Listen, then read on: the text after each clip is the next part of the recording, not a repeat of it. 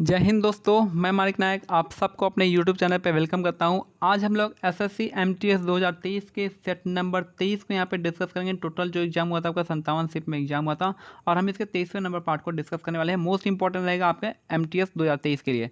पहला क्वेश्चन देखते हैं, विशेष रूप से निर्मित पोखरों और तालाबों में मत्स्य पालन को क्या कहते हैं? तो बहुत ईजी क्वेश्चन है कि पीसी कल्चर कहता है। मत्स्य पालन क्या इसका करेक्ट आंसर हो जाएगा।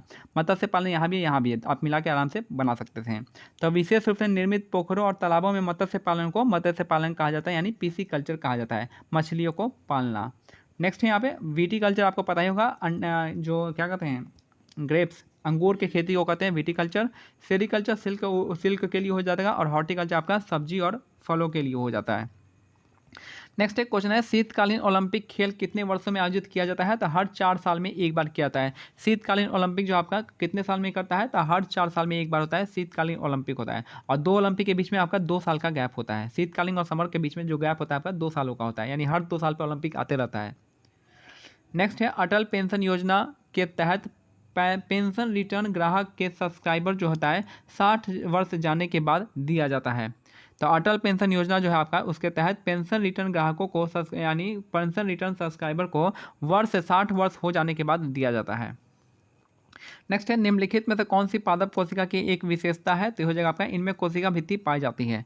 तो कौन सी पादप कोशिका की एक विशेषता क्या हो जाएगा आपका? इसमें क्या होता है, कोशिका भित्ति पाई जाती है।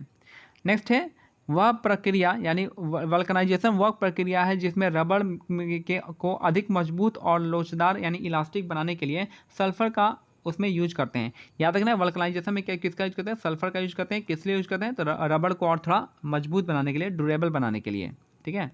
नेक्स्ट है, गारो जनजाति का संबंध भारत के किस क्षेत्र से है? तो याद रखना है कि उत्तर पूर्व में हो जाएगा। अगर उत्तर पूर्व की बात करेंगे तो गारो खासी जनतियाँ आप मेघालय से समझा सकते हैं, तो मेघालय इसका करेक्ट आंसर हो जाएगा।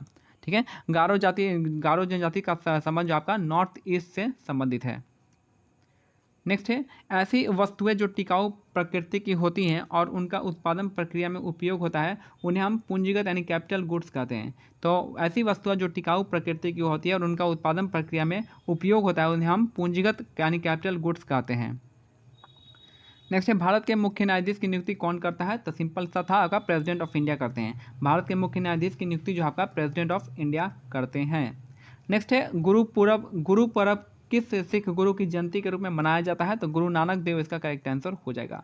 गुरु पर्व जो आपका किस गुरु की जयंती में मनाते हैं? तो गुरु नानक देव इसका करेक्ट आंसर हो जाएगा। इनका जन्म कहाँ हुआ था? तलवंडी में हुआ था।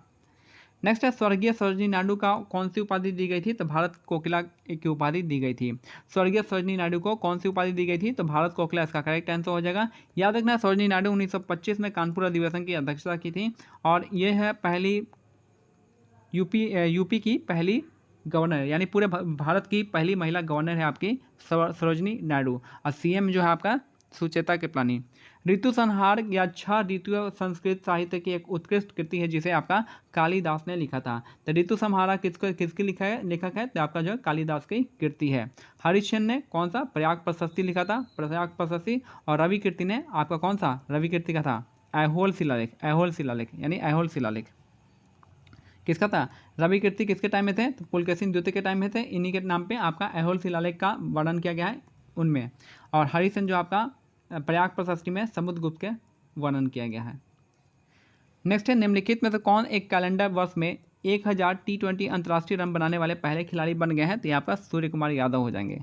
तो निम्नलिखित में से कौन एक कैलेंडर वर्ष में 1000 T20 अंतर्राष्ट्रीय रन बनाने वाले पहले भारतीय खिलाड़ी बने हैं? तो यहाँ पर सूर्य कुमार यादव इसका करेक्ट आंसर हो जाएगा। नेक्स्ट है, रुक्मणी देवी अरुंडेल को वर्ष 1956 में पद्म भूषण से सम्मानित किया गया था। तो रुक्मणी देवी अरुंडेल को 1956 में कौन सा पद्म भूषण से सम्मानित किया गया था? याद रखना था। नेक्स्ट है, वायु गर्म करने पर प्रसारित होती है और ठंडा करने पर संकुचित होती है। याद रखना है, वायु को गर्म करेंगे तो एक्सपैंड होगा और इसको ठंडा करेंगे तो कॉन्ट्रैक्ट होगा। नेक्स्ट है, बेरोजगारी उस न्यूनतम बेरोजगारी स्तर को कहते हैं जिसे एक स्वस्थ अर्थव्यवस्था मुद्रास्फीति पैदा किए बिना बनाए रखती है। तो वो कौन सा होता है? तो ये होता है प्राकृतिक बेरोजगारी। तो प्राकृतिक बेरोजगारी क्या होती है? तो वह उस न्यूनतम बेरोजगारी स्तर को कहते हैं जिसमें एक स्वस्थ अर्थव्यवस्था मुद्रास्फीति पैदा किए बिना बनाए रख सकती है। इसका करेक्ट आंसर हो जाएगा। तो नेक्स्ट है निम्नलिखित मुगल सम्राटों में से किसने बादशाह की उपाधि धारण की थी? तो बादशाह की उपाधि धारण की थी बादशाह, इसका बाबर इसका करेक्ट आंसर हो जाएगा। तो निम्नलिखित मुगल सम्राटों में से किसने बादशाह की उपाधि धारण की थी? तो याद रखना है बाबर इसका करेक्ट आंसर हो जाएगा। ठीक है, बाबर ऐसे भी बादशाह याद रखिए, बादशाह प्लस बाबर बादशाह हो जाएगा। ठीक है, तो बाबर इसका करेक्ट आंसर हो जाएगा। नेक्स्ट है एनी बेसेंट निम्नलिखित में से किस सामाजिक धार्मिक आंदोलन से जुड़ी थी? जैसे कि थियोसॉफिकल सोसाइटी इसका करेक्ट आंसर हो जाएगा। एनी बेसेंट जो है किस सामाजिक धार्मिक आंदोलन से जुड़ी थी? तो आपका थियोसॉफिकल सोसाइटी इसका करेक्ट आंसर हो जाएगा। नेक्स्ट है एंसो की अवस्था में परिवर्तन के संबंधित परिघटनाओं, एंसो का पूर्ण रूप क्या होता है? तो हो जाएगा El Nino and southern oscillation हो जाएगा। El Nino and southern oscillation इसको कहते हैं, एंसो को कहते हैं। तो एंसो क्या है? दाब की अवस्था में परिवर्तन की संबंधित परिघटना होती है। तो एंसो होता है आपका अल नीनो से संबंधित होता है, अल नीनो साउदर्न ऑसिलेशन। इससे मानसून क्या होता है? निगेटिव प्रभाव पड़ता है। निम्नलिखित में कौन सा अम्ल जो है आपका नारियल के तेल में पाया जाता है? तो नारियल के तेल में कौन सा अम्ल मिलता है? तो आपका लॉरिक एसिड इसका करेक्ट आंसर हो जाएगा।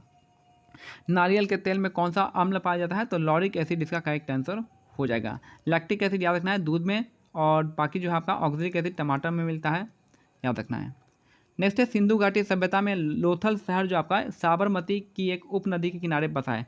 कौन सी नदी? तो लोथल जो आपका भोगवा नदी के किनारे पर बसा है। तो लोथल जो आपको कौन सी नदी के किनारे बसा है? साबरमती की भोगवा नदी के किनारे बसा है लोथल।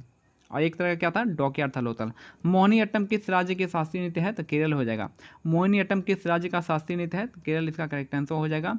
नेक्स्ट है निम्नलिखित में से किस, अब देखिए यहाँ पे केरल जो है आपका मोहिनीअट्टम केरल में, केरल में और कौन कौन सा हो जाएगा? तो मोहिनीअट्टम के अलावा क्या है? कथकली हो जाएगा। उड़ीसा का ओडिसी पता ही होगा। तमिलनाडु का भारतनाट्यम हो जाएगा तमिलनाडु का।